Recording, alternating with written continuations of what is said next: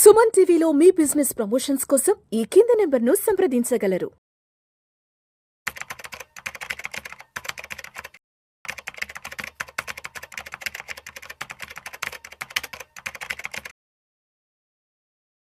Welcome to Vishnu Talks. నేను మీ విష్ణు. ప్రస్తుతం నాతో పాటు certified financial planner doctor Bachchu Anil Kumar గారు ఉన్నారు. వారితో మాట్లాడదాం. సార్ నమస్తే. సార్ నమస్తే అండి. Sir welcome to Vishnu Talks. Welcome, thank you అండి. సో అనిల్ గారు, ట్రంప్ ప్రతీకార సుంకాల ఎఫెక్ట్ తో ప్రపంచ మార్కెట్లంతా కూడా అతలాకుతలం అవ్వడం జరిగింది. ఎస్పెషల్లీ ఇండియన్ మార్కెట్స్ కూడా ఇవాళ ప్రారంభంలోనే నష్టాలను కూడా చవిచూడడం జరిగింది. అసలు ఏ దేశాలపైన ఎంతెంత సుంకాలు విధించారు, ఆ సుంకాల ఎఫెక్ట్ వల్ల ఆయా దేశాలు ఎంతెంత నష్టపోయే అవకాశం ఉందంటారు, అండ్ ప్రత్యేకించి భారత్లో ఏ రంగాలు ఈ నష్టాలను చవిచూడబోతున్నాయంటారు ఈ సుంకాల ఎఫెక్ట్ నేపథ్యంలో? ఈ ప్రతీకార సుంకాలు అనేది వస్తున్నామని ఆల్రెడీ మనకు తెలుసు. దాని ఎఫెక్ట్ ఆల్రెడీ మార్కెట్లో ఫ్యాక్టర్ అయిపోయింది. Last month quiet few corrections కూడా అయిపోయాయి. అండ్ ఏ సెక్టార్ల పైన కూడా ఇటువంటి ఎఫెక్ట్ రాబోతుంది అనేది కూడా ముందే అనౌన్స్మెంట్ జరిగింది. అంటే ఇబ్బంది ఏది జరుగుతుందో అనేది ఫార్మా ఒకటి, ఐటీ ఎక్స్పోర్ట్స్ ఒకటి, ఎలక్ట్రానిక్స్ ఎక్స్పోర్ట్ ఒకటి, మళ్ళీ జెమ్స్ అండ్ జ్యువెలరీ ఒకటి. ఇవైతే ఈ కేటగిరీలో ఏంటంటే, ఈ సెక్టర్స్లో ఏంటంటే మన ఎక్స్పోర్ట్స్ అమెరికాకి కొంచెం ఎక్కువగా ఉన్నాయి. అవి కూడా అన్ని కంపెనీస్ కాదు, ఏ కంపెనీస్కి అయితే ఎక్స్పోర్ట్ డ్రివెన్ వాళ్ళది డొమెస్టిక్ మార్కెట్ కాదో అవి ఈ టైంలో ఎఫెక్ట్ అయ్యే అవకాశాలు ఉన్నాయి. మనం చూసుకున్నా కూడా మనం ఆల్రెడీ ఫ్యూ డేస్ ఇవాళ పొద్దున కూడా మార్కెట్ ఏదైతే రెస్పాన్స్, కాకపోతే మనకన్నా కూడా ఈ భారతదేశం కన్నా కూడా వేరే దేశాలపైన కొన్ని ఎక్కువగా ప్రభావం చూపించబోతోంది ఈ రెసిప్రొకబుల్ ప్రతీకార టారిఫ్స్ ఏవైతే ఉన్నాయో, సుంకాలు ఉన్నాయో. మనది ఏంటంటే యావరేజ్ టారిఫ్స్ అమెరికన్ ప్రోడక్ట్స్ పైన 52% ఉంది. అందుకోసం ఏం చేసిందంటే అమెరికా ఈ ప్రతీకార సుంకాలు ఏవైతే కొత్తగా ఇవాళ మన 3rd నుంచి స్టార్ట్ అయ్యాయో 50% ఆఫ్ ఏది మనం విధించే దాంట్లో 50% మన ప్రోడక్ట్స్ పైన వేయబోతున్నారు. అంటే మనవి యావరేజ్ 26% అనేది మన కంట్రీ యొక్క ప్రోడక్ట్, మనం ఏవైతే ఎక్స్పోర్ట్స్ చేస్తామో ఆ వస్తువులు కానీ ఆ సర్వీసెస్ కానీ మీద 26% పడబోతోంది. సో ఇది ఎక్కువ అంటే దీనివల్ల ఎఫెక్ట్ అంటే అవును జరుగుతుంది. కాకపోతే మనకన్నా కూడా ఎక్కువగా నష్టపోయే కంట్రీలు, ఎక్కువగా ప్రతీకార సుంకాలు ఎక్కువగా ఉన్న కంట్రీలు చాలా ఉన్నాయి. వాటికి ఎక్కువగా కష్టం. దానికన్నా ముందు ఫస్ట్ మన ఎక్స్పోర్ట్స్ 18% యుఎస్ మార్కెట్స్కి ఉన్నాయి. క్లోజ్ టు $80 బిలియన్ బిజినెస్ మనం ఎక్స్పోర్ట్స్ చేస్తాము ప్రతి సంవత్సరము. ఈ $80 బిలియన్ కూడా ఎఫెక్ట్ అవుతుందా అంటే అవ్వదు. ఎందుకంటే చాలా మనం ఎక్స్పోర్ట్ చేసే వాటికి మనమే ఫస్ట్ సప్లయర్ అండ్ కాస్ట్ ఇప్పటికి కూడా వీఆర్ ద బెస్ట్ అనమాట. అమెరికాలో ఆ ప్రొడక్షన్ లేవు కాబట్టి మన దగ్గర నుంచి వాళ్ళు ఇంపోర్ట్ చేసుకుంటున్నారు. సో ఎఫెక్టివ్లీ ఎంత ఈ $80 బిలియన్ ఎక్స్పోర్ట్స్లో ఒక 2 నుంచి 4 నుంచి $5 బిలియన్ కన్నా ఎక్కువగా తగ్గకపోవచ్చు ఈ సుంకాల వల్ల. సో ఎస్, డ్యామేజ్ కొంచెమే ఉండొచ్చు, అంత మేజర్గా ఉండకపోవచ్చు. సెకండ్ వచ్చేసి అన్ని ఇండస్ట్రీస్ నేను చెప్పినట్టు ఆ ఇండస్ట్రీస్లో కూడా బ్రాడ్ కదా ఫార్మా ఉంది.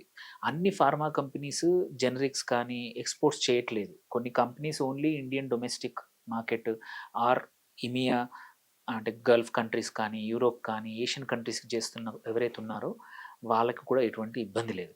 ఇప్పుడు కమింగ్ టు మనము ఏ కంట్రీస్కి ఇబ్బందులు ఎక్కువగా ఉన్నాయి. చైనా చూసుకుంటే 34%, మనకన్నా చాలా ఎక్కువ టారిఫ్ నడుస్తూ ఉంది. సో ఇన్ని రోజులు కొన్ని కేసుల్లో మనము భయపడడం కన్నా ఒక 15 రోజుల్లో ఈ టారిఫ్స్ యొక్క ఎఫెక్ట్ అందరి మీద పడడం స్టార్ట్ అయితే ఏంటంటే మన కంపెనీస్ ఏవైతే ఇంతకు ముందు కాంపిటేటివ్ లేవు ప్రైజింగ్లో, ఈ టారిఫ్ వల్ల యాక్చువల్లీ అడ్వాంటేజెస్తో ఎక్స్పోర్ట్స్ చేసే అవకాశాలు కొత్తగా వచ్చాయి.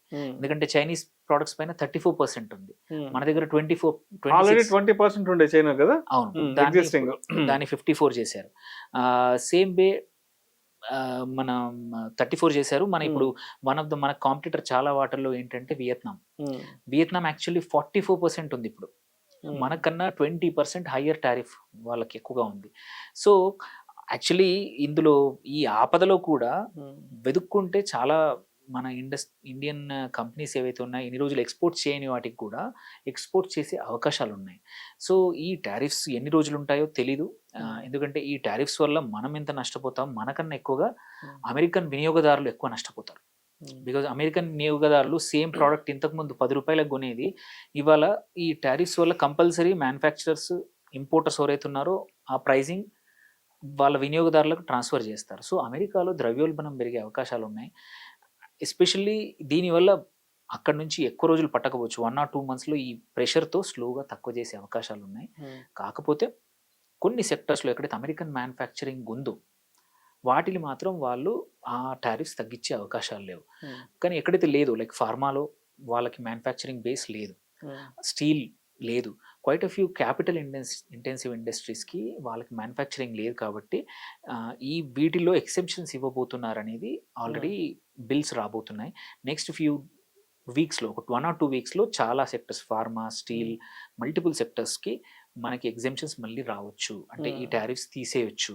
సో ఈ అడ్జస్ట్మెంట్స్ ఉండొచ్చు, ఉంటాయి, పక్కా ఉంటాయి. 10-15 రోజులు మాత్రం ఈ భయాలు ఈక్విటీ మార్కెట్స్లో కంపల్సరీ భయాలు ఉంటాయి. ఏవైతే కంపెనీస్ ఫార్మాలో కొన్ని ఉన్నాయి, డాక్టర్ రెడ్డిస్ కానీ, సిప్లా కానీ, వాళ్ళకి ఏంటంటే యుఎస్ మార్కెట్ మేజర్ మార్కెట్, వాళ్ళ ఎక్స్పోర్ట్స్ మార్కెట్, వాటికి మాత్రం కొన్ని రోజులు వొలటిలిటీ ఉండే అవకాశం ఉంది. సేమ్ వే స్టీల్లో మనది ఓన్లీ 12%, మన ఎక్స్పోర్ట్స్ చాలా తక్కువ యుఎస్ మార్కెట్, సో అంత పెద్దగా ఎఫెక్ట్ ఉండకపోవచ్చు. సిమెంట్ మన domestic market nothing. So lot of IT exports మాత్రం, ఐటీ సర్వీసెస్ కంపెనీస్ మాత్రం కొన్ని రోజులు ప్రెషర్ కావచ్చు. దీని వల్ల మన రూపీ ఇంకా డిప్రిషియేట్ అయ్యే అవకాశం ఉంది. సో ఒకవైపు కాంపిటీషన్ రావచ్చు, బట్ చాలా ఆపర్చునిటీస్ దొరుకుతాయి. యాక్చువల్లీ ఈ 10-15 రోజులు మన ఇన్వెస్టర్స్ భయపడుతున్నారు, కానీ ఒక 1 month తర్వాత చూస్తే మన బ్యూటీ ఆఫ్ ఏమంటారు ఇండియన్ బిజినెస్ సిస్టమ్ కానీ, ఇండియన్ గవర్నమెంట్ ఏంటంటే ఎక్కడ దారులు దొరికితే ఆ దారి అడాప్ట్ చేసుకుని ఫాస్ట్గా మూవ్ అయిపోతాం. మనం అప్పుడు ఇంతకుముందు చూసాం, యూరోపియన్ కంట్రీస్ అన్నీ రష్యా నుంచి కొనట్లేదు, ఎందుకంటే ఆ యుద్ధం వల్ల. అప్పుడు సింపుల్గా ఇండియన్ గవర్నమెంట్ ఏం చేసింది, ఆ రష్యా నుంచి కొనేసి, బికాజ్ రష్యా నుంచి డైరెక్ట్ కొనట్లేదు, మన సముద్రంలో ఉన్న షిప్పుల ద్వారా ఇండియాకు రాకుండానే మన ఇండియన్ ట్రేడర్స్ రష్యా నుంచి కొని యూరోప్ అమ్మేశారు. అట్లా చాలా హ్యూజ్ $1 billion ఆఫ్ బిజినెస్ జరిగింది అప్పుడు. సేమ్ ఆపర్చునిటీస్ ఇప్పుడు కూడా రావచ్చు. ఎవరైతే ఇప్పుడు మన వియత్నాంలో కానీ, చైనీస్ వాళ్ళు కానీ, వాళ్ళకి హయ్యర్ టారిఫ్స్ ఉన్నాయి, మేబీ దే కెన్, మన వాళ్ళు రూట్ త్రూ చేయొచ్చు. మళ్ళీ కొన్ని కేసుల్లో మన మ్యానుఫ్యాక్చరింగ్ ఎక్కడైతే టెక్స్టైల్స్లో మనము ఎక్కడైతే ప్రైజింగ్ కాంపిటేటివ్ లేదో మళ్ళీ కాంపిటేటివ్ అయ్యే అవకాశాలు ఉన్నాయి. సో చాలా సెక్టర్స్లో, ఎస్పెషల్లీ లేబర్ ఇంటెన్సివ్ వర్క్ మాత్రం ఆ సెక్టర్స్కి ఎటువంటి ఇబ్బంది ఉండదు, ఎందుకంటే అక్కడ యూఎస్లో ఇంకా లేబర్ ప్రాబ్లం, కన్సిడరింగ్ అక్కడ ఇల్లీగల్ వాళ్ళు పంపిస్తున్నారు కాబట్టి. సో టారిఫ్స్ ఎక్కువ ఉన్న కంట్రీసే చాలా ఉన్నాయి, ఎక్సెప్ట్ ఫ్యూ, కెనడా ఒకటి, మెక్సికో ఒకటి మాత్రం ఈ రెసిప్రొకల్ టారిఫ్లో పెట్టలేదు. ఎందుకంటే ఆల్రెడీ వాళ్ళతో నెగోషియేషన్స్ నడుస్తూ ఉన్నాయి. ఒక 1 month ముందే వాళ్ళకు ఒక ఫ్లాట్ 10% టారిఫ్స్ వేసేశారు వాళ్ళ మీద. అది వేసాక ఏంటంటే నెగోషియేషన్స్ మొదలయ్యాయి. మనకి అంత భయపడాల్సిన అవసరం ఎందుకు లేదు అంటే, ఒకటి ట్రంప్కి మోడీ గారికి ఉన్న కొంచెం ఫ్రెండ్షిప్, అండ్ మనం ఆల్రెడీ కొన్ని లాస్ట్ మంత్ మోడీ గారు ఎప్పుడైతే యూఎస్కి వెళ్ళారో వెళ్ళే ముందే కొన్నింటి పైన టారిఫ్ తక్కువ చేశాం.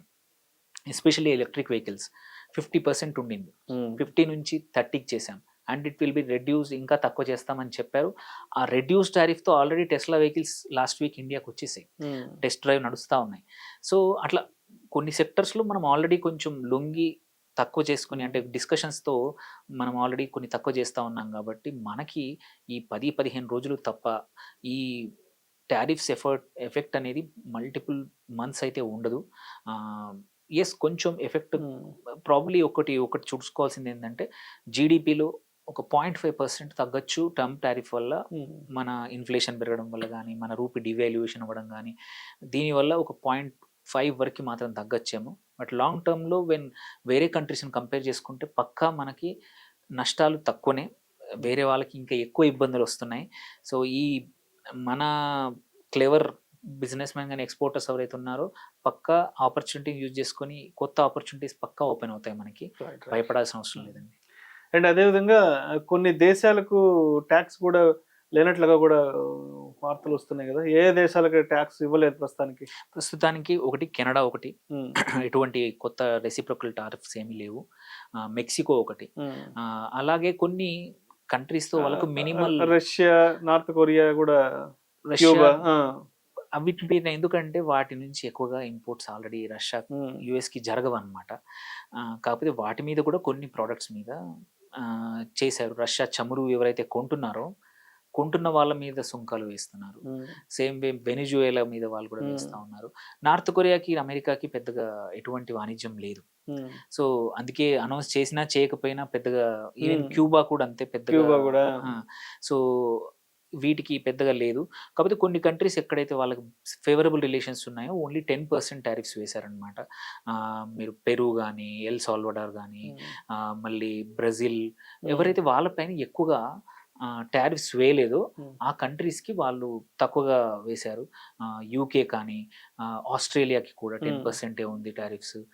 అలాగే టర్కీ ఒకటి, ఉమ్, వాళ్ళు 10% వాళ్ళు వేస్తారు, వీళ్ళు 10%. కొలంబియా ఉమ్, 10%. సో అలాగే మొరాకో ఒకటి. కాకపోతే ఏంటంటే వీటి ద్వారా ఉమ్, ఎక్కడైనా మనకు స్పెసిఫిక్ ఇండస్ట్రీస్కి ఇబ్బంది ఉంటే మాత్రం మనకి అక్కడ ఆ సెక్టర్లో మనకి కొత్త ఆపర్చునిటీస్ దొరకకపోవచ్చు. ఉమ్, బట్ కాకపోతే ఏంటంటే మనం ఒకటి అబ్జర్వ్ చేసాం ఏంటంటే లాట్ ఆఫ్ ఐటీ కంపెనీస్ కానీ, ఫార్మా కంపెనీస్ ఎస్పెషల్లీ అమెరికన్ కంపెనీస్ని కొనేసాయి ఈ లాస్ట్ 6 monthsలో. ఉమ్, కొనేసి మ్యానుఫ్యాక్చరింగ్, రీప్యాకింగ్ కొన్ని అక్కడ స్టార్ట్ చేసాయి. ఉమ్. సో దట్ వే ఏంటంటే ఈ కంపెనీస్ ఈ టారిఫ్స్ అనేది తప్పించవచ్చు అనమాట. Right, right. So going forward lot of opportunities అయితే ఉంటాయి. కొన్ని రోజులు ఇన్వెస్టర్స్ ఏంటంటే ఇట్లాంటి సెక్టర్స్లో ఏవైతే టారిఫ్స్కి ఎఫెక్ట్ అయ్యే సెక్టర్స్ ఈ 4-5 ఫార్మా, ఐటీ, మెటల్, మన జ్యువెలరీ ఒకటి, ఉమ్, ఎలక్ట్రానిక్స్ కొంచెం ఉమ్, కేర్ఫుల్గా చూస్ చేసుకోవాలి. But other sectors which are most of them 90%, 95% domestic driven, మన ఓన్ కన్జంప్షన్ 140 కోట్ల మంది ప్రజానికా ఉన్నారు అని. అవి మన కన్జంప్షన్ తోటే రన్ అవుతున్న కంపెనీలు 70% కంపెనీస్ ఉన్నాయి మార్కెట్లో. ఉమ్. సో మార్కెట్ భయాలే తప్ప Right. ఎటువంటి ఇబ్బంది ఉండదు. ఓన్లీ కొన్ని కంపెనీస్ Right. ఎఫెక్ట్. సో ఇది ఇప్పుడు లాస్ట్ 3-4 months నుంచి ఈ ట్రంప్కి సంబంధించిన న్యూస్లు, ట్రంప్ ట్యాక్స్లు, ట్రంప్ ప్రతీకార ట్యాక్స్లు అవి ఇవి అంటున్నాము. సో మొత్తానికి ఇప్పుడు మార్కెట్లకు సంబంధించిన మేజర్ న్యూస్, మేజర్ అనౌన్స్మెంట్లు, ఎస్పెషల్లీ అమెరికాకి సంబంధించి లాస్ట్ 3-4 months నుంచి చాలా వాలటాలిటీ ఫేస్ చేస్తున్నాం. అంటే అక్కడి నుంచి వస్తున్న వార్తల నేపథ్యంలో గత 3-4 months నుంచి మార్కెట్లు పెద్ద ఎత్తున క్రాష్కి కూడా గురవ్వడం కానీ వాలటాలిటీ చూసాము.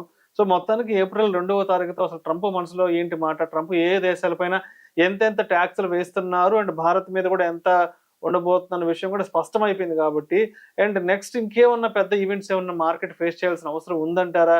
అండ్ ఏప్రిల్ 3-4 తేదీల తర్వాత నుంచి కూడా ఓన్లీ ఒక 2-3 మేజర్ ఈవెంట్స్ ఉమ్, రాబోతాయి. ఒకటి అమెరికన్ ఫెడ్ ఉమ్, ఇంట్రెస్ట్ రేట్స్ ఈ తక్కువ చేయబోతోందా, ఎప్పుడు తక్కువ చేయబోతుందా, అది జరిగితే మాత్రం మనకి ఈక్విటీ మార్కెట్స్కి ఫ్లో ఇర్రెస్పెక్టివ్ ఈ టారిఫ్ ఉన్నా లేకున్నా అమెరికన్ మార్కెట్స్ నుంచి కానీ ఉమ్, ఎఫ్ఐఐసి ఎక్కడ వైపు వస్తారనేది క్లియర్గా క్లారిటీ వస్తుంది. ఉమ్, అండ్ డొమెస్టిక్గా వాళ్ళది యూఎస్ది పక్కన పెడితే మన ఆర్బీఐ కూడా ఇంట్రెస్ట్ రేట్స్ ఆల్రెడీ ఈజ్ చేద్దామని చెప్పారు. ఆల్రెడీ క్రెడిట్ అవైలబిలిటీ పెంచారు, సప్లై పెంచారు. లాస్ట్ వీక్ కూడా ఒక 80,000 కోట్ల అడిషనల్ సప్లై ఇచ్చారు.